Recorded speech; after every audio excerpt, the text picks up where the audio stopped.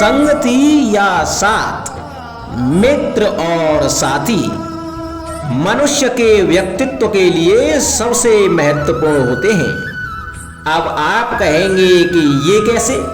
मनुष्य अवश्य अपने व्यक्तित्व के लिए उत्तरदायी होता है, परंतु मनुष्य संगति में ना चाहते हुए भी उसका व्यक्तित्व संगत की भांति हो जाता है।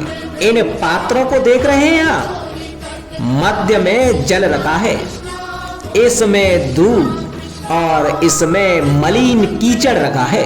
यदि मैं इस जल को दूध में मिलाता हूं तो यह जल दूध बन जाता है, और यदि इसी जल को इस मलिन कीचड़ में मिलाता हूं तो यह जल या मलिन कीचड़ में परिवर्तित हो जाता है।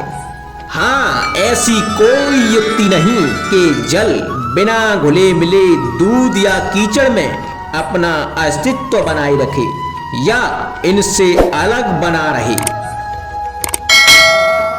और ठीक ऐसा ही मनुष्य के जीवन में भी होता है कि यदि एक गुणहीन व्यक्ति गुणवानों की संगत में बैठे तो उसे भी गुणवान समझा जाता है, सम्मान का पात्र समझा जाता है।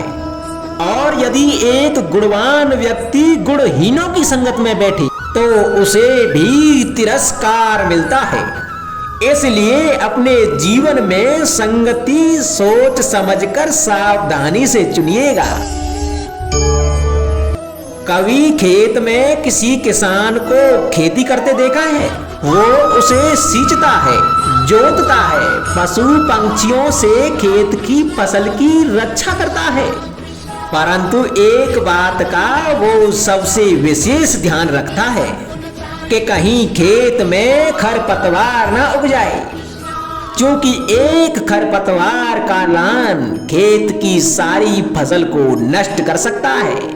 ठीक उसी प्रकार यदि वंश की कोई संतान खोटी निकल जाती है तो वह समूचे वंश का सर्वनाश कर देती है।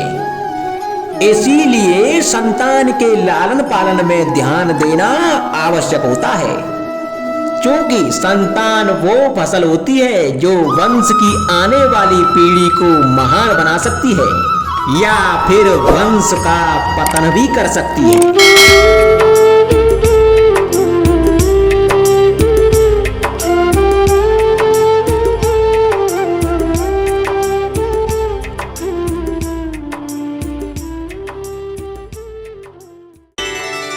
मनुष्य के जीवन में संतान का बहुत महत्व है।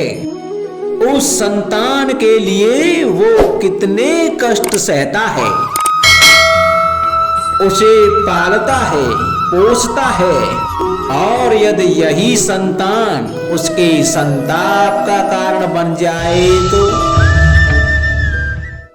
क्या ये उसका दोष है? अधिकतर ये दोष हमारे लालन पालन का होता है।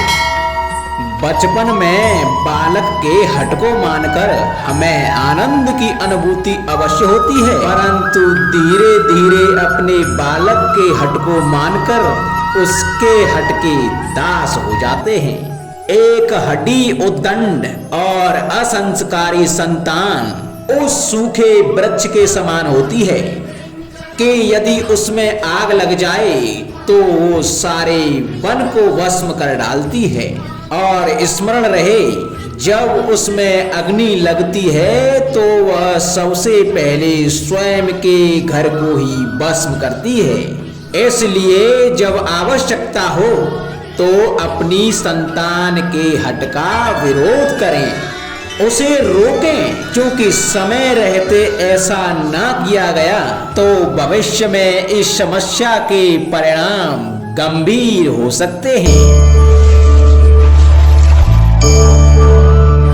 प्रतिज्ञा, वचन, ये सब मनुष्य ने समाज को सही दिशा में रखने के लिए बनाए हैं। वो मनुष्य ही क्या जिसके जीवन में नियम ही ना हो, जिनका वो पालन ना करे, परंतु समय के साथ चलने के लिए नियमों को भी बदलना आवश्यक होता है, क्योंकि ये आज का समय ही तो है जो बीत जाने के बाद इतिहास बन जाएगा। यदि आवश्यकता पड़ने पर नियम और प्रतिज्ञा भंग न की जाए, समय की मांग के प्रतिरूप अपनी प्रतिक्रिया न बदली जाए, तो इतिहास हमें कभी क्षमा नहीं करेगा। आवश्यकता पड़ने पर आपकी तोड़ी हुई एक प्रतिज्ञा, एक बंधन कभी कभी पूरे मानव इतिहास को बड़े विनाश से बचा सकता है। इसलिए नियम, प्रतिज्ञा, वचन कुछ नहीं, कुछ है तो केवल समय, अर्थात जिसके अनुरूप चलने वाला ही सफल हो सकता है। क्या कर रहा हूं मैं? दर्पण में देख रहा हूं। आप लोग भी प्रतिदिन देखते होंगे, परंतु प्रतिदिन अपना मुख देखने के बाद भी उस पर लिखी बड़ी सीख देखना भूल जाते हैं। तो आप कहेंगे कैसी सीख? तो जाइए, फिर से दर्पण के सामने जाइए और दर्पण में अपना मुख खोलकर देखिए, क्या दिखेगा?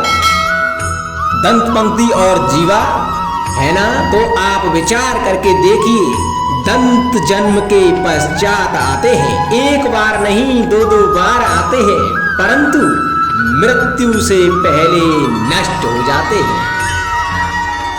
और जीवा जन्म से पहले से ही होती है और मृत्यु के पश्चात भी मनुष्य के अस्तित्व में रहती है।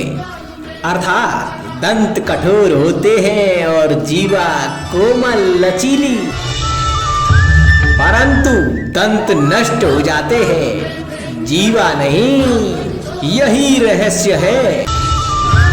हड्डी और कठोर लोग शीघ्र नष्ट होते हैं, कोमल और लचीले लोग स्वयं को परिस्थिति के अनुसार ढालने में सक्षम होते हैं। यही मात्र एक कारण है। हड्डी और कठोर लोगों की तुलना में कोमल और सरल स्वभाव वाले व्यक्ति का जीवन सरल हो जाता है। संबंध एक सहारा होता है जीवन का, और संबंधी वो होते हैं जिनसे आवश्यकता पड़ने पर सहायता मांगी जा सके, जिन पर विश्वास किया जा सके कि बुरे समय में वो हमारे काम आएंगे। कभी ऐसा भी हुआ होगा कि आपके पास कोई सहायता मांगने के लिए आया होगा, या ऐसा भी हो सकता है कि आप किसी के पास सहायता मांगने के लिए गए हों, परंतु प्रश्न यह उठता है कि किसी के मंतव्य में उसकी सहायता इसलिए कर देनी चाहिए क्योंकि वो आपका संबंधी है। अब आप कहेंगे कि ये कैसा प्रश्न हुआ? तनिक सोचिए, एक अस्त्र बनाने वाला जब अस्त्र बनाता है तो ये अस्त्र किसको देना है, ये अधिकार उसी के पास होता है। वो चाहे तो ये अस्त्र किसी को भी दे सकता है, वो एक सैनिक को भी दे सकता है या एक डाकू को भी, और यही अस्त्र दो भिन्न काम कर सकते हैं। यदि डाकू के हाथ में आ गए तो वह इनका भय दिखाकर लोगों को लूटेगा, निरपराधों का रक्त बहाएगा। अर्थात सहायता करने वाले की भी अवस्था कुछ ऐसी ही होती है। इसलिए किसी की सहायता करने से पूर्व ये विचार कर लेना आवश्यक है कि किसे क्या, कब और कितनी सहायता देनी चाहिए कि उसका दुरुपयोग ना हो।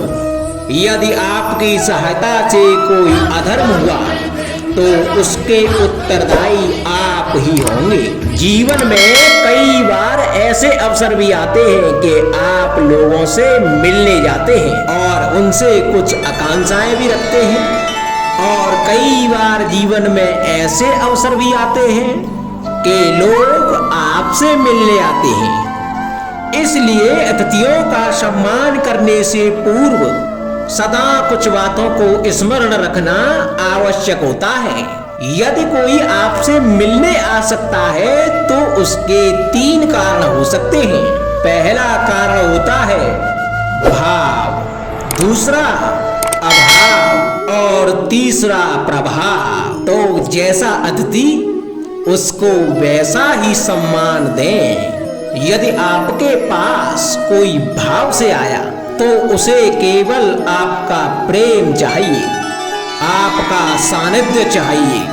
और यदि कोई अभाव में आया तो उसकी उतनी सहायता अवश्य करें कि जितनी आप करने में सक्षम हो, परंतु उतनी भी ना करें कि वो आपकी सहायता का दुरुपयोग कर बैठे।